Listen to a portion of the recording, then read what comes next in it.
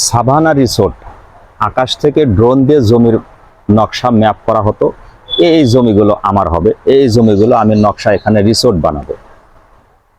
দেশের কর্তৃপক্ষ যখন কোনো জায়গা জমি কারো সম্পত্তি নেয়, তখন তাকে ন্যায্য পাই পাই হিসাব দিয়ে জমিওয়ালার কাছ থেকে টাকা বুঝে দেওয়ার পর সেখানে জমিওয়ালা তাদেরকে লিখিতভাবে দেয়। অথচ নীতিবাক্য মানুষের কাছে অনীতিবাক্য কথাগুলো আসে। যে মানুষগুলো সবসময় বড় গলায় কথা বলতো, আমি কেন 1000 বছর আগে জন্মিনি, আমি কেন সেই নেতার মহান সান্নিধ্য লাভ করতে পারিনি, পাচাটার কোনো সুযোগ নাই, তেল মারার কোনো সুযোগ নাই। এখানে আলোচিত সেই জনাব বেনজির সাহেব, একজন মানুষের 620 বিঘা সম্পত্তি। আপনাকে যদি এই মুহূর্তে বসায় গরুর গোস্ত কষায় না আর পোলার চাউল, সাদা ভাত, কাকচি বিরিয়ানি দেওয়া, সর্বোচ্চ 2 প্লেট 3 প্লেট খাবেন, তারপর আর খাওয়ার কোনো উপায় নাই। একজন মানুষের, একটা পরিবারের এক জীবনে আর কত কিছু লাগে, এক জীবনে আর কি সম্পদ লাগে? কাফনের কি কোনো কাপড় আছে যে ওপারে যাওয়ার সময় টাকাগুলো পকেটে রেখে দেব? সারা জীবন ইবাদত বন্দিকে তেমন কিছু করতে পারি নাই। হয়তো মুনকার নাকির যখন প্রশ্ন করবে পকেট থেকে, তখন তার কাছে ব্যাংকের চেক টাকাগুলো হাতিয়ে দেবো, নে বাবা নে, তো আমাকে আর প্রশ্ন করিস না, আমাকে এখানে একটু ছেড়ে দেয়, আরামে ঘুমাইতে, তো আমি একটু দূরে জান্নাতে চলে যাব। কিন্তু কাফনের তো কোনো পকেট নাই। ওপারে তো মুনকার নাকির এই কথা শুনবে না। দুনিয়াতে আপনি কত বড় নেতা ছিলেন, কত বড় ক্ষমতাবান, কত বড় কুতুব ছিলেন, এগুলো দেখার টাইম নেই, দেখবে আপনার আমল। অথচ জনাব এই বেনজির সাহেব যে নীতিবাক্যের কথাগুলো মানুষকে শোনাইতেন, সেই একাই 600 বিঘা সম্পত্তির মালিক। 33টা ব্যাংকে 28টা অ্যাকাউন্টের থেকে তার টাকাগুলো উধাও, সে তুলে নিয়েছে অলরেডি। সপরিবারে এই মুহূর্তে সিঙ্গাপুর কোথায় আছে আল্লাহ মাবুদি ভালো জানে।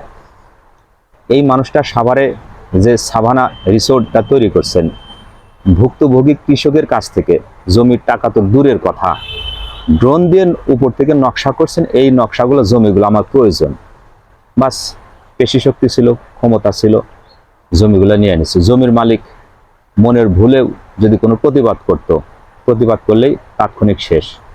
চুপচাপ বোবা কান্নার মতো তারা চুপচাপ করে রয়ে গেছে। কারণ এখানে প্রতিবাদটা কার কাছে প্রতিবাদ করবে? যে মানুষটা বুক ফুলে হাঁটতো এতদিন, একটা ফোন কল হলে তার বাঘে ছাগলে 1 ঘাটে পানি খাইতো, অথচ সেই মানুষটা চোরের মতো পালার দেশ থেকে চলে গেছে। পাচাটার কোনো সুযোগ নাই, এখানে কাউকে তেল মারতেও আসে নাই। এর হক হালালি অথেন্টিক কথা, যে কথার ভিতরে কোনো জ্ঞানজাম নাই, প্যারা নাই, সেটাই বলতেছি। জনাব বেনজির সাহেব সাধারণ কৃষকের কাছ থেকে তো টাকা তো দূরের কথা, ড্রোন দিয়ে যখন জমিগুলো নকশা করছিল, নকশার মধ্যে যতটুকু প্রয়োজন সে যেভাবে সেইভাবে টাকাগুলো নিছে। অথচ এই বেনজির সাহেব অনেক নীতিবান কথা শোনাইছে আমাদেরকে, আমরা তার কাছ থেকে অনেক নীতিবান বাক্য কথাগুলো শুনছি। তার মতো একটা পিওর সলিড মানুষই হয় না। কত সুন্দর সৎ আল্লাহ বুজুর্গর মতো আমাদেরকে উপদেশ দিত। সেই বেচারা হারামের আরাম নাই, তার ঘুম হারাম। অস্ট্রেলিয়াতে যে 2টা ফ্ল্যাট ছিল, ফ্ল্যাটগুলো এখন বেদখল। তার কমের তার উত্তরসূরিরা সেই ফ্ল্যাটগুলো এখন দখল করে নিচ্ছে। অনেক সময় সাধারণ গ্রাহক যখন কিছু মোটা অঙ্কের টাকা পয়সা কোথাও লেনদেন করে, কর্তৃপক্ষ তার ভিতরে আড়ি পেতে টাকা থেকে দেখে টাকাগুলো কোথায় যায়, টাকাগুলো উৎসবী কেমনে আসলো সেই টাকাগুলো। অথচ একাই 600 বিঘা সম্পত্তির মালিক, সেই মানুষটার অ্যাকাউন্টে crore crore million million dollar টাকা। সে টাকাগুলো কিভাবে আসলো? কখনো কোনো মানুষ তার ভিতরে আড়ি পেতে টাকা থাকে নাই। একটা কথা আছে, গিভ অ্যান্ড টেক, তুমি দাও এবং কিছু নাও। সেই শ্রদ্ধেয় বড় স্যার, এত নাম, এত সুনাম, এত ডাকনাম, তার এত দাপট, আজ সে বিড়ালের মতো ম্যাও করে দেশ ছেড়ে সে চলে গেছে। তার কোনো হদিস নাই, এখন কেউ জানে না কোথায় আছে। একটা কথা আছে, হক হালালভাবে চলতে গেলে সিংহের মতো 10 দিন বেঁচে থাকলে যথেষ্ট।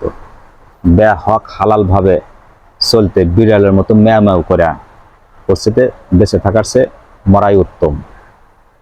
যে মানুষটা সিংহের মতো তার গর্জন ছিল, যার কণ্ঠ ছিল, কোথাও যখন বক্তব্য দিছে, কি মধুর, কি বক্তব্য, সিংহের মতো ন্যায় নীতির মতো কথা বলছে।